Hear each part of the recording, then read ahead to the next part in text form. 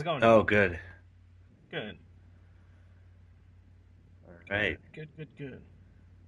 Well, you got to be happy. Yeah, it was pretty awesome, actually. I mean, that was pretty awesome.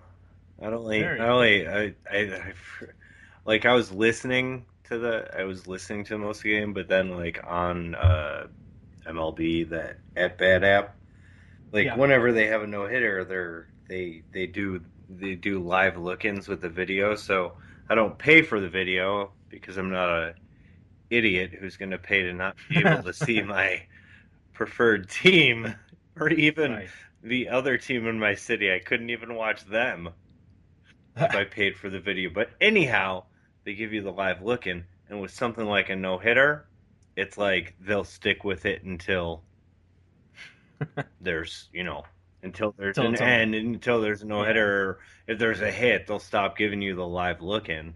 But Right. so I started watching the live look in, and they were just talking about like how crazy it is. Like one game, you have 16 runs scored, you have a no hitter, and there's a grand slam. Like, could you imagine going to that game, dude? Like, Man, you're seeing yeah, everything. yeah.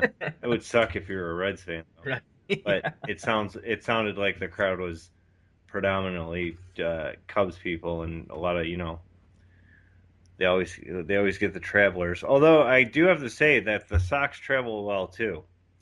I always see Sox fans going places too. So Yeah, they're going whatever. places, but not in the Not in the numbers. And I know that droves, they. and Yeah. I think there's more people in other places that are for whatever reason. Yeah. The whole before cable or when cable was starting in WGN effect, the whole superstation Yeah.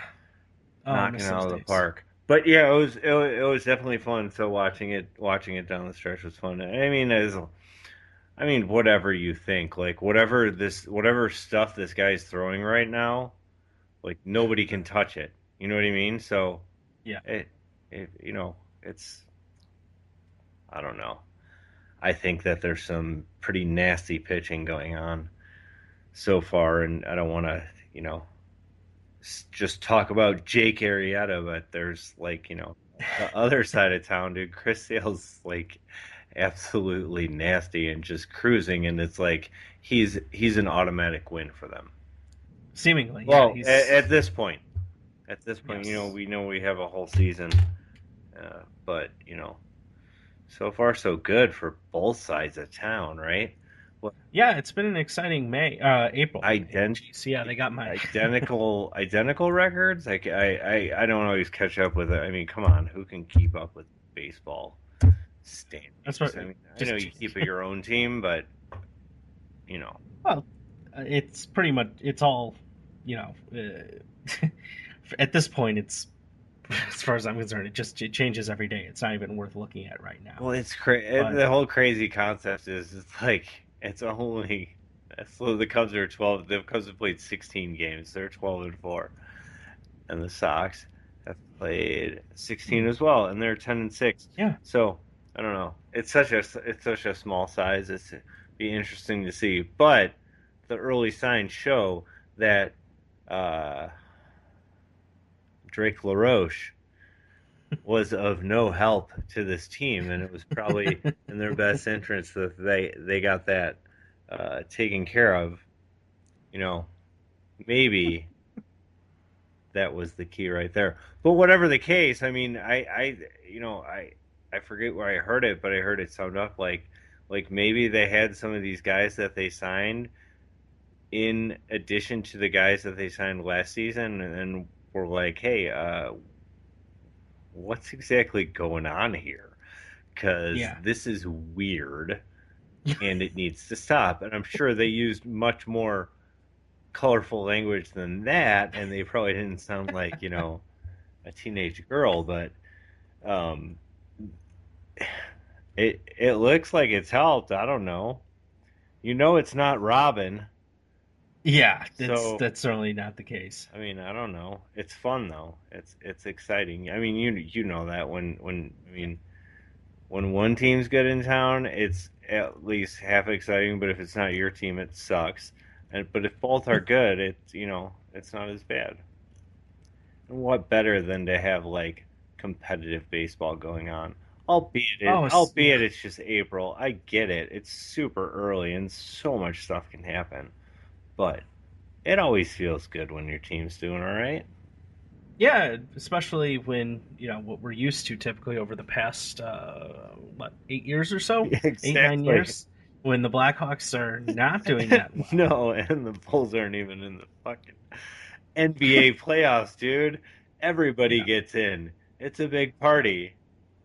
But anyhow, big that's party. probably why I'm so utterly excited with baseball because it's just the other ones are, eh, you know.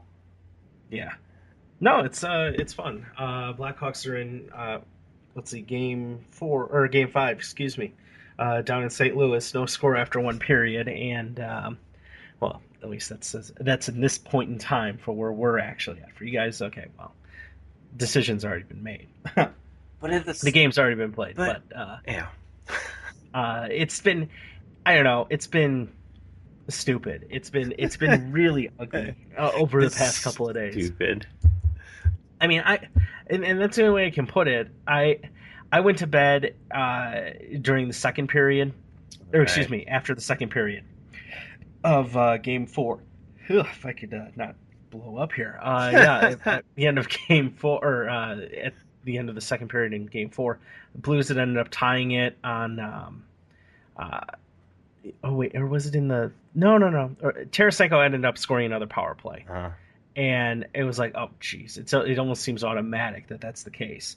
So that's been disheartening as it is. And then I missed all of the hullabaloo behind Andrew Shaw, and I I wake up and I see that, oh, he's in trouble for certain language usage. I'm like, oh, come on.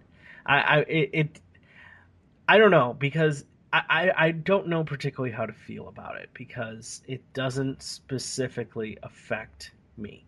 And uh, this coming on the heels of a New York Post story saying that Jason Hayward was receiving racist taunts from the St. Louis crowd. but that was Uh, only like based upon other people saying it. It wasn't Jason Hayward coming out and being yeah, like, "Hey, these people are saying this about me." In fact, I read one article that he like he couldn't hear any of it. He didn't hear any of it, and they were saying like they were saying stuff about Fowler too, and he said he couldn't hear it anyway.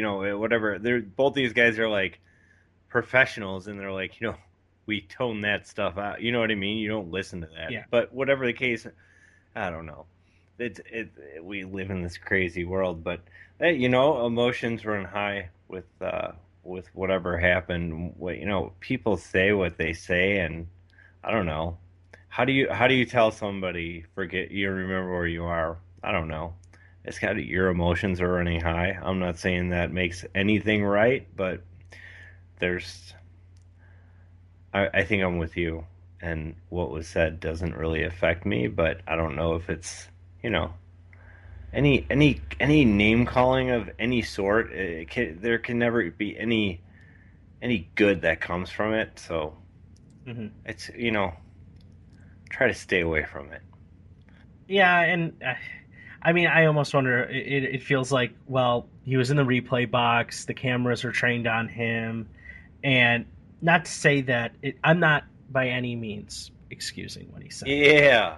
I'm not by any means doing that, and I'm not justifying it. I'm not blaming any other third party here. So let's keep that in mind, people. Not that I think we have enough people to really listen or care about that, but it seems like it's kind of like, okay, great. Here's the story. All right, let's get it done. Everybody do the right thing. Suspend them, fine them, send them to training. That's exactly what happened. And it's like, okay, let's move on to the next crisis, because at this point, it's just kind of it's just noise. At this point, some athlete somewhere in some sport is going to do something or say something that's ignorant or bigoted or It, anti-inclusive, and so and There's going to be fallout. It's textbook PR at this point in time, and it's to me, it's not an earth-shattering thing that happened. I don't believe Andrew Shaw to be a bigot or, you know, I don't know, anti-inclusive. I don't believe that to be the case. I don't know him personally, but it's very difficult for me to think that somebody would be that completely hard-lined against something. And sure, I have no problem with putting it out there that, it's a test of being a test of emotions, and that's when that's when you should shine and rise above, and not revert back to whatever sort of name calling or offensive, inflammatory, non-inclusive language. But for me, I just don't care anymore, and call that whatever it is. But I'm just tone deaf to it because it's just textbook PR at this point. Well, it's that the thing that the thing that made me think about, and in past episodes I might have just thought about it, and then when I got to the point where I'm gonna say something, I would have forgotten it. But I discovered this thing lately. It's called pen and paper. So I wrote down what I wanted to say, and that is, it's not a sport thing. Mm-hmm. Stop making it about sports. This is a problem in sports. Like they make things about, you know, uh, the NFL and their issues with violence against women and domestic violence, and they're making it a sport issue, right? But this is a country issue. This is like sometimes a world issue. It's so much Mm-hmm. more. There's these people say words that are like offensive to people every single day. It's just blown up, of course, because the media. But maybe, I don't know. Maybe if maybe if some people actually tried to, you know, maybe I, think about what they say before they open their mouth from time to time. Not every single time. You got to show your emotions. I understand that, but you know. I I may be a relic from an era long dead of and I'm sure you've heard the saying, not that it justifies talking as such, but sticks and stones. Yeah, I gotcha. I I hear ya. I know okay, if we're in a feeling era, fine, we're in the feeling era, but uh, a word's a word. If I attach a meaning to a certain word and it offends me, okay, fine, so be it. But overall, not really going to do it because it's just words. I don't. Everyone can use words. Everyone has opinions. We all know what they say about opinions. Oh, you are totally correct. Yeah. So that's the way that I choose to approach it, and the way that I not that I go out and use inflammatory language. Oh, I You hear know, you. I think a problem is that not everybody, oh, certainly not. I Obviously mean, not. obviously not everybody can do that, and it's kind Yeah. of like, how do you, can you realistically ever get to a point where the majority of people, like, because what happens then is, I don't think it's all individuals having all these thoughts on, all these thoughts on all these things. What happens is somebody says something, and then somebody else, like, and it's, you know, we always, I Yeah. think we always talk about that. It's the problem with social media, maybe, is, if you ever want to be scared about something, just go read the comments. Okay? Yeah. Like, read the comments and read what people talk about, because people start just saying hateful stuff, and then, not everybody can take the hateful stuff. Not everybody can, disassociate all of it from what's just trying to piss you off, or you know what I mean? Because that's what this. Yeah. I mean, in the end, that isn't that what you like. What's better than getting somebody's like feathers ruffled over something, like, not saying it's not important, but it's like, it's a comment on a Facebook post or a Twitter post or a news story, anything. just I urge you to read the comments.